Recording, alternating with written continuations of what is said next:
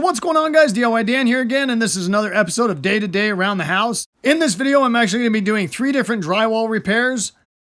Now, the biggest one of these repairs was probably only 4 inches by 8 inches. However, what I go over in this video, you can use to fix any size patch in drywall that you need to.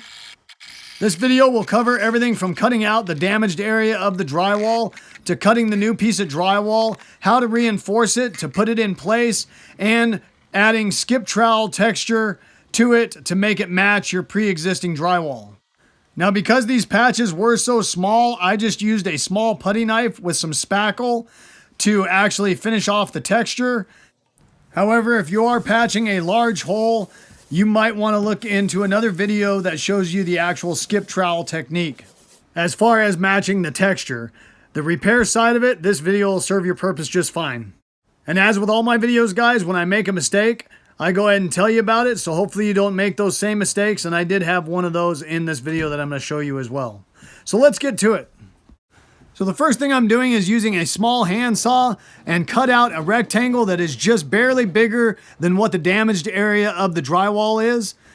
I recommend cutting out this piece before going to get your supplies, because if you take it with you, if you don't have extra paint for your house, they will color match it off of that piece of drywall. If you're using any type of a saw to cut out the hole, make sure you watch out for electrical or plumbing that might be back there that you might damage while you are making the cut. Right here you can see that I had to lift those wires up out of the way so I could finish the cut. If the hole is too small where you can't see where the studs are, then you should probably get a stud finder and mark those out just so you know where those are at. The reason I say that is if you can stay at least an inch away from the 2x4s or studs in the wall, then that will make it easier to put the backboard that we're going to use to reinforce the new piece of drywall. If you do have to cut it all the way right up against a stud, that's not a big deal either. You just have to use a little bit of different method as far as the reinforcement goes. If your damage goes across and in front of one of your studs, then you might have to use a razor instead of a saw to cut that drywall and then pull any nails out that are also in that stud where your repair is going to be.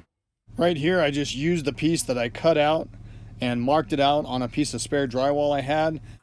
Obviously, if that's not a possibility, you would just use a tape measure to measure out how big of a square or rectangle you need to do the repair. Being as though I had a miter saw, that's what I used, but you could also use the saw or razor that you use to cut out the hole in the drywall. So I actually got this piece of drywall that I'm using for this patch from Lowe's or Home Depot, I don't remember which, but they actually had some cutoffs that they had done for a customer, and these were just laying around, so they gave it to me. So if you do happen to be there picking up supplies, you might be worth asking if you're doing a small repair. If not, they do sell repair-sized pieces of drywall, so you don't have to buy an entire sheet. The tighter your new piece of drywall fits in that hole, the easier it's going to be to make it look like it was never there. So I usually cut it a little bit on the big side, and then if it doesn't fit, I'll go in and trim a little bit at a time to make it have a perfect fit.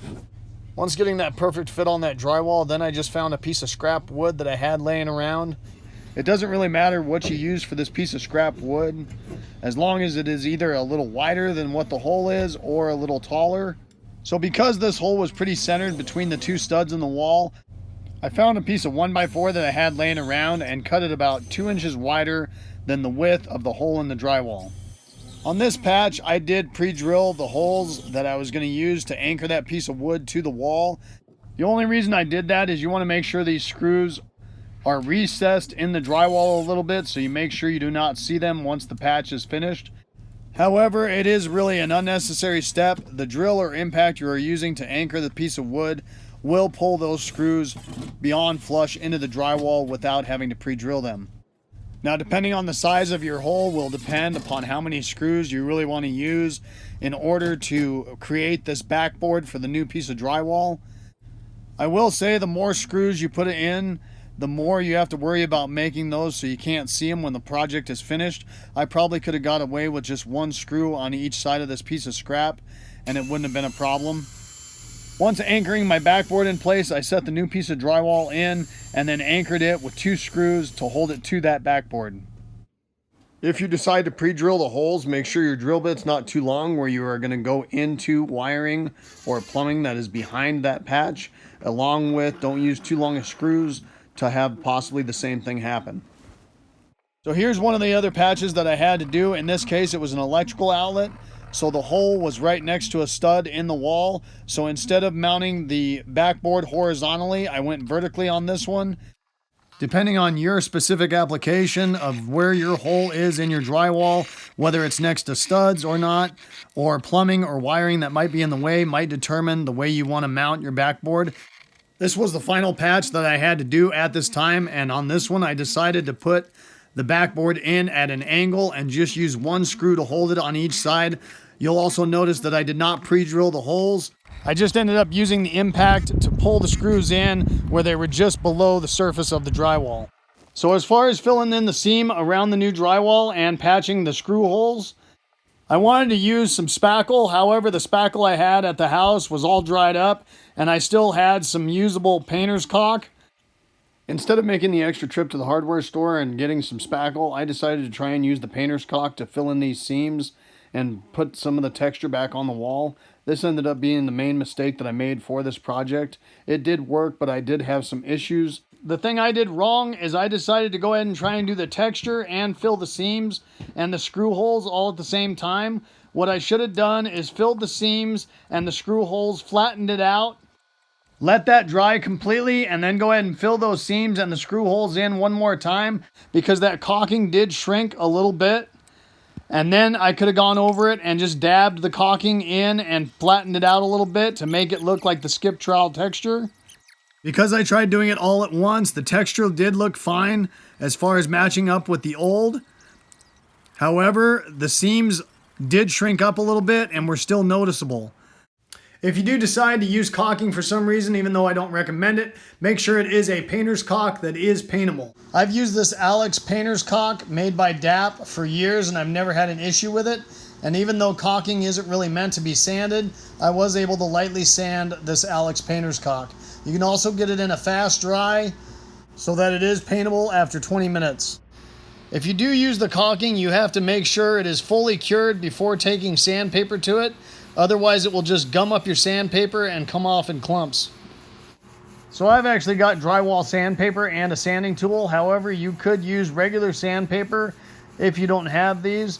You just don't want to use anything more aggressive than 100 grit. Otherwise, you might damage the drywall while you are sanding it. So right here, you can see that the caulking shrunk up on me a little bit after the first coat that I tried to do it all at once. So right here, I'm just trying to correct that a little bit. So my little experiment of using painter's caulk instead of taking the time to go to the hardware store and grab some spackle ended up taking me about 4 times longer than if I would have went to the store and got the spackle. When it was all said and done, I ended up letting that caulking dry 3 or 4 times, sanding it down and trying to fill those spots in again. The funny thing about it is I was actually pretty happy with the way the texture that I put with the caulking matched up to the pre-existing, but I could just not get rid of those little dimples or the recessed areas from the actual seam of putting that patch in. I did end up trying to paint it just to see what the end result would look like, and you could still visually see where that patch was made, which I was not happy with. So I ended up sanding it down one more time, going and getting some spackle, and then filling in those spots and kind of retexturing it a little bit as well. So here's kind of the finished product of one of the patches after just using the caulking. You'll notice in a couple spots you can see the seam. You can also see one of the recessed areas where one of the screws were. So I just wasn't satisfied with that and ended up going to the hardware store to get some spackle anyways. The spackle I got was pink when it's wet, and then when it's completely dry it turns white, so you know you can sand it and paint it. If you're doing a very large patch, then you should probably get actual mud and use a big trowel in order to do the actual skip trowel. However, on these smaller ones, this small putty knife did just fine. At first, I just kind of covered in those spots that I could see around the seam. And then you could either just take some of that spackle, place it on the wall, and then use your putty knife to pull down to create the texture, or put the spackle on the putty knife and then pull it down or up on the drywall that way. So when it was all said and done, my idea to use painter's caulk to try and fill in the seams and do the texture was just a dumb idea. So if I would have used the spackle to begin with, like I should have, I would have done the seams and the screw holes first and put a decent amount of pressure on the putty knife to flatten those out completely, and then immediately gone and just applied some more of the spackle but don't put as much pressure on the putty knife to leave that spackle raised up a little bit to match your pre-existing texture on the wall. Right here, I'm just doing the final sand after that spackle dried completely white, and then went ahead and threw that final coat of paint on it. So here is the final product after doing the work. You can barely see that we even did a patch. That's where the one on this wall was. And then on the other wall where I had the 2 patches, I'm pointing those out right here. Hopefully you guys enjoyed this video and it gave you some good information. If so, make sure you hit that like button and subscribe to my channel if you haven't already. I'd really appreciate it. The whole concept of my channel is to give you guys the most information in the least amount of time as possible so I don't waste your time. And I hope to see you next time. Have a good one. Later.